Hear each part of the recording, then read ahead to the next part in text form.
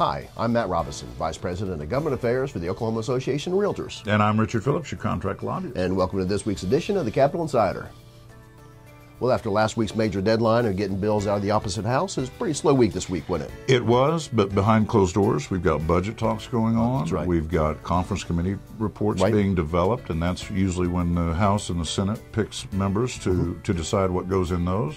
Right, and Senate Bill 379, the Real Estate Owners' Rights Act, is one of them. The conferees have not been assigned yet, but we're anxiously awaiting that. And we've been talking to the authors about who those might be. That's right. And, of course, we're out of that bill. That's right. And so we just need to make sure we continue to be out of that bill. That's right.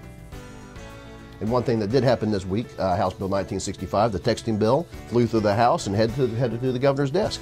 Governor hadn't acted yet, but we assume she'll sign it due to the tragedy out on the highway with the highway patrolman. And we definitely support this bill. It Absolutely. is specifically for physically texting as a primary offense, and we're the 46th state in the nation to adopt such a law. And Richard, another measure that we've been tracking is House Bill 2165. Hadn't been talking about it very much, but tell us about that. Well, you know, when our legislative committee met before session, they voted to oppose the bill. Right. And it just goes to show you that as we oppose a measure and we follow it, dramatic changes can happen. Right. This is a bill that deals with condemnation and highway projects and private property owner rights. And the bill has changed, and it's now very private property right friendly. Right, exactly. And so we're throwing our support behind it if it stays in its current form. Right, that's good news.